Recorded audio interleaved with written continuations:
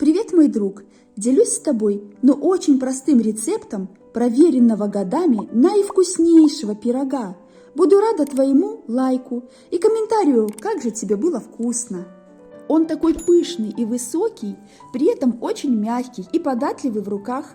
Смотри, я нажимаю, и он поднимается обратно. Его можно просто отламывать кусочками, без ножа, он очень нежный. Сверху хрустящая корочка, а внутри он так приятно влажный. Вот смотри, я могу отломать маленький мякиш и так сжать его пальцами, как в детстве любила, в такой шарик. Так еще вкуснее. Мы возьмем сметану, муку, сахар, сливочное масло, яйца, соль, ванилин, разрыхлитель теста. Духовку я уже включила, разогревается. Смешиваем муку, стакан и еще полстакана. Ванилин. Здесь был 1 грамм, достаточно. Соль, щепотку. Разрыхлитель теста 9-10 грамм. Сахар, полстакана. Теперь вот эти все сухие компоненты можно просто вот так венчиком размешать.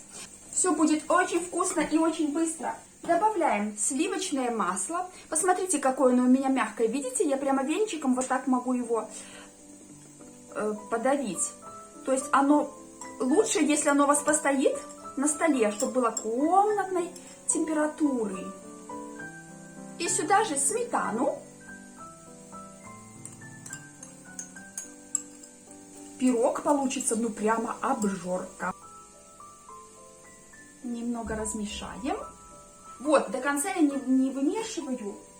И как есть такое состояние, сюда же вбиваю яйца.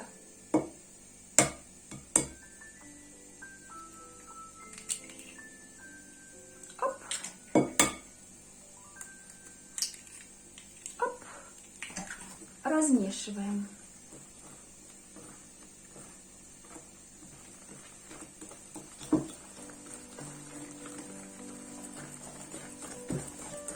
Вы заметили, я в этом пироге не тратила время на то, чтобы полностью размешать сахар.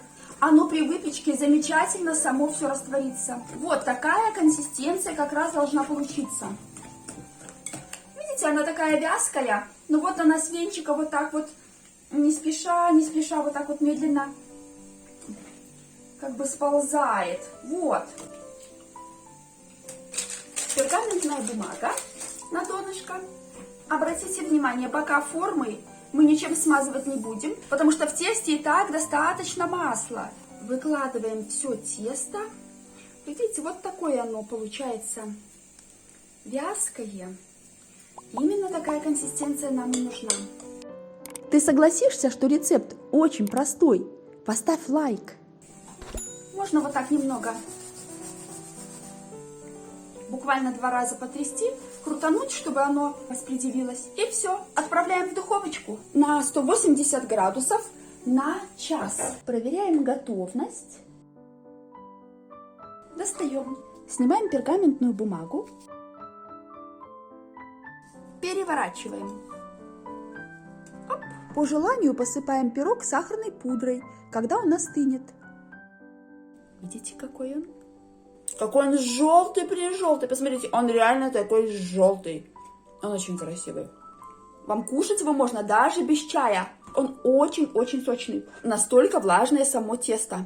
Это очень удачный вариант пирога. Я его так пеку уже 10 лет. Подписывайся.